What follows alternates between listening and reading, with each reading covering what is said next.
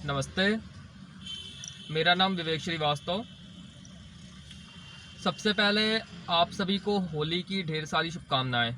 आशा है सब लोग बहुत अच्छे से होली खेल रहे होंगे, खेल चुके होंगे कुछ लोग वामपंथियों के ज्ञान से बचते हुए, क्योंकि आजकल सोशल मीडिया पे वामपंथी हालांकि इस बार तो थोड़े कम दिखाई दे रहे हैं।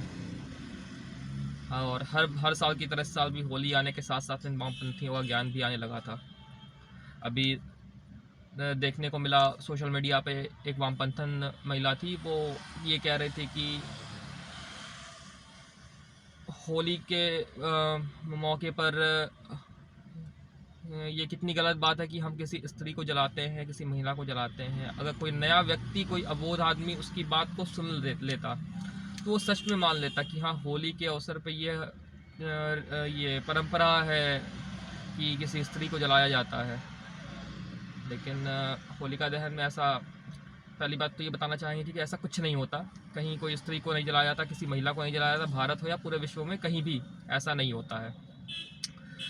दूसरी बात, होलिका दहन की परंपरा है।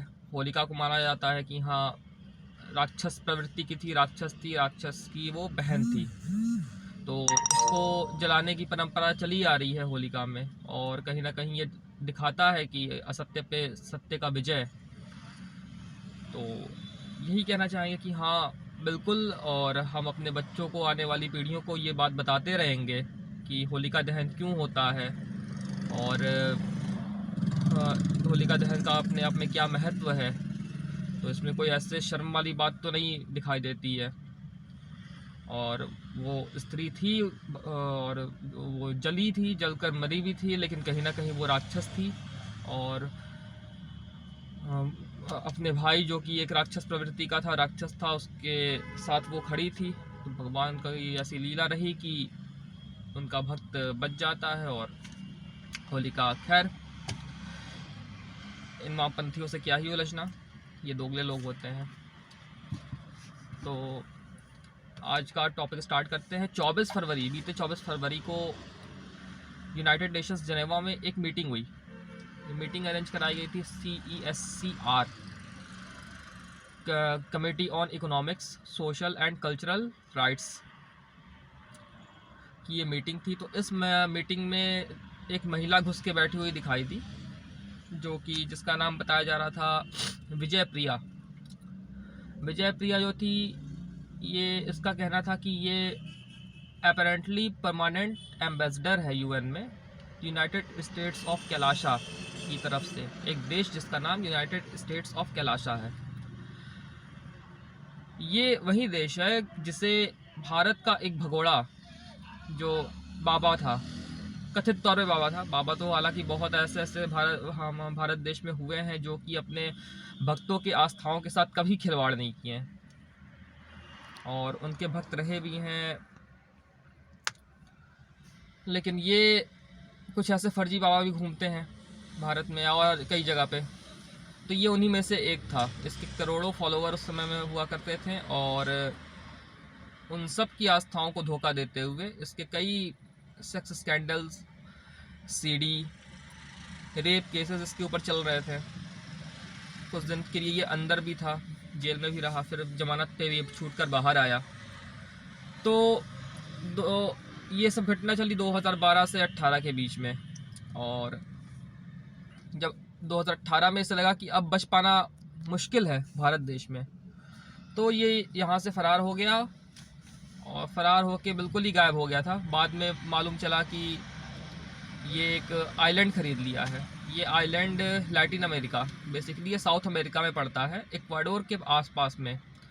और उस आइलैंड को ख़रीद के उसको एक देश घोषित कर दिया ये, और उसका नाम कैलासा रखा। तो क्योंकि ये यूरोप में पड़ता है, तो सॉरी, अमेरिका में, ये अमेरिकन आइलैंड है ये, तो ऐसी कोई भारत के साथ ट्रीटी थी नहीं वहाँ की इसको लेके आया जा सके वहाँ पे। और यूएसए से काफ़ी नज़दीक था। तो खैर, ये अपना वहाँ पे देश वो चलाया और एजेंडा ये रखा कि यहाँ पे केवल कई इसके उस कैलाशा देश को में नागरिकता पाने के कई अपने नियम थे कि हिंदू धर्म को अपनाना पड़ेगा और जो वहाँ के नियम कानून हैं उन सबों को करना पड़ेगा। बेसिकली ये इस चीज़ को दिखाना चाहता था कि हम हिंदू धर्म को आगे लेके जा रहे हैं, उसका विकास कर रहे हैं, प्रचार प्रसार कर रहे हैं। इन सब को लेके वो वहाँ पे एक देश की दुकान ही खोल दिया। इनकी अपनी करेंसी है वहाँ पे, इनका अपना एक सेंट्रल बैंक है, इनका अपना पासपोर्ट है, काफ़ी कुछ है। इससे अभी मान्यता नहीं मिल पाई है यूएन की तरफ से। यूएन में जो रजिस्टर्ड कह सकते हैं कि ऑन रिकॉर्ड 193 देश हैं यूनाइटेड नेशंस में मेंबर हैं, उनमें अभी 193 में से इसको मान्यता नहीं मिली है। लेकिन फिर भी ये ऐसे अपने आप को अपनी मार्केटिंग करता है, इसकी अपनी वेबसाइट है उस पर। तो ये यूएन की मीटिंग में इसकी रिप्रेजेंटेटिव जो थी विजय प्रिया, वो दिखाई दी और वो वहाँ पे मीटिंग में बैठी और काफ़ी भारत की आलोचना कर रही थी, उल्टा सीधा भारत के बारे में बोल रही थी। उनका ये कहना था कि भारत जो है, भारत की सरकार, हाँ, ये नित्यानंद को अपना, नित्यानंद बाबा का नाम नित्यानंद है, जो कि मूलतः भारत का ही है और बहुत फॉलोवर इसके हुआ करते थे, और इसका असली नाम जनार्दन शर्मा था। अब जो इसके फॉलोवर हैं, इसके देश में इसके नागरिक हैं, वो इसको अपना राजा, भगवान जो कह लीजिए, ये सब मानते हैं। तो विजय प्रिया जो इसकी रिप्रेजेंटेटिव आई थी यूएन में, उसका ये कहना था कि भारत सरकार जो है इनके भगवान को परेशान कर रही है, प्रताड़ित कर रही है, और भारत से इनको निकाल दिया गया है। हालांकि भारत से उनको निकाला नहीं गया था, जब वो देखा कि अब केसेस संभाल में नहीं आ रहे हैं और बच पाना नामुमकिन है, ज़िंदगी बाकी की अब जेल में कटनी है, तो वो खुद यहाँ से फ़रार हो गया। इसकी कई कहानी है, बहुत कहानियाँ हैं। ये बताया जाता है कि नवंबर में इसका पासपोर्ट एक्सपायर होने वाला था, रिन्यूअल के लिए गया पासपोर्ट के, तो पासपोर्ट चूँकि इसके ऊपर कई केसेस चल रहे थे, तो इसका पासपोर्ट रिन्यूअल होल्ड पे डाल दिया गया, रिन्यू नहीं किया गया। उसके बावजूद ये नेपाल के रास्ते सड़क से होते हुए किसी तरह से बचा के भागा है, एक अपराधी की तरह से। तो ये भारत में भगोड़ा है और वांटेड चल रहा है। तो इनके रिप्रेजेंटेटिव का कहना था कि भारत इनको प्रताड़ित कर रहा है और हिंदुओं के विकास के लिए जो हमारा देश Kailasa, United states of Kailasa, जो हिंदुओं के विकास में अपना योगदान दे रहा है, अहम भूमिका निभा रहा है, उसमें ये भारत की सरकार अड़ंगा लगा रही है।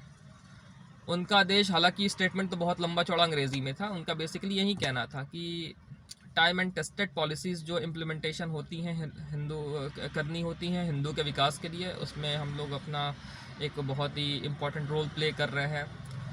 एंशिएंट हिंदू पॉलिसीज़ हैं, उनको हम लोग लेके आ रहे हैं, यही सब जो भी इनके अपने हैं, तो इन सबको हम लागू कर रहे हैं। लेकिन इसमें भारत सरकार अड़ंगा लगा रही है और हम लोग बहुत ही अहम भूमिका निभा रहे हैं। जो भी था, यूएन में भारत ने अपनी कड़ी आपत्ति दर्ज कराई इसको लेके। तो यूएन का ये कहना था कि ये जो डिस्कशन 24 फरवरी का हुआ था, CESCR वाला, इसमें ये सबके लिए खुला था, ये जो मंच था वो सबके लिए खुला हुआ था। इनका अपना कोई कुछ बेसिक क्राइटेरिया होता है, उसको अगर कोई इंडिविजुअल या कोई व्यक्ति, संस्था फुलफिल कर लेती है तो वो जाके इस डिस्कशन में भाग ले सकती है, शिरकत कर सकती है। तो उसी का फ़ायदा इस देश के लोगों ने, ये देश के रिप्रेजेंटेटिव ने उठाया और ये जाके घुस के वहाँ बैठ गई। और बेसिकली इसका यही काम था कि इसको पब्लिसिटी चाहिए थी कि हाँ, अब हम लोग भी यूएन में आ रहे हैं। यूएन का ये कहना था कि, और दूसरी बात यह है कि अभी तक इसको 193 देशों में जगह नहीं मिली है यूएन के, इस कारण से इन्हें, तो वहाँ कैलासा में ये सब चल रहा है। भारत भी इस पर नज़र बनाए हुए है। और सबसे बड़ी जो चिंता की बात है भारत के लिए वो ये है कि कैलासा की जो रिप्रेजेंटेटिव है विजय प्रिया, उनका ऐसा क्लेम है, वो ऐसा क्लेम कर रही हैं कि USA, United states of America के साथ उनका एक बाईलैटरल एग्रीमेंट साइन हो चुका है और USA ने उन्हें एक देश के तौर पर रिकॉग्नाइज़ कर लिया है, जो कि भारत के लिए टेंशन वाली बात है कि अब भारत से एक ऐसे भगोड़े निकल के अपना अपना देश खोल ले रहे हैं और यूरोपियन कंट्री हैं या ये अमेरिकन है, इन्हें रिकॉग्नाइज़ भी कर ले रहे हैं। हालांकि ये अमेरिकन के लिए कोई बहुत बड़ी बात नहीं है, इनका ये हमेशा का ऐसा रिकॉर्ड रहा है कि ये धोखा देने वाला काम करते हैं, सामने कुछ बोलते हैं। भारत USA से पूछा इस बारे में, लेकिन USA का कोई इस पर संतोषजनक जवाब नहीं आया है अभी तक, और ऐसी ही उम्मीद भी है यूएसए से, क्योंकि वो उसका हमेशा से ऐसा रवैया रहा है कि वो बोलता कुछ है करता कुछ है। आपके सामने वो आपकी बात करेगा, पीठ पीछे कुछ और ही करता है। अभी रूस और यूक्रेन के युद्ध में आप देख सकते हैं कि ये युद्ध ख़त्म होने नहीं देना चाह रहा है, और जो यूक्रेन को है ये चने की झाड़ पे चढ़ा के, और आधा से अधिक यूक्रेन लगभग तबाह हो चुका है पिछले 1 सालों में। तो ये इन अमेरिकन्स का और यूरोपियंस का हाल है। अब इसमें भारत अपना नज़र बनाए हुए है, और आगे ऐसी उम्मीद की जा रही है कि अगर इस तरह की और भी एक्टिविटी होती है कैलासा की तरफ से या नित्यानंद की ओर से, तो भारत इस पे यूएन पे कड़ी आपत्ति दर्ज करेगा अपनी। तो आज के लिए फ़िलहाल इतना ही। हमारे साथ जुड़ने के लिए बहुत बहुत धन्यवाद आपका। वीडियो अच्छी लगी हो तो इसे लाइक करें, शेयर करें, चैनल को सब्सक्राइब करें, और एक बार फिर से आप सभी को हैप्पी होली। धन्यवाद।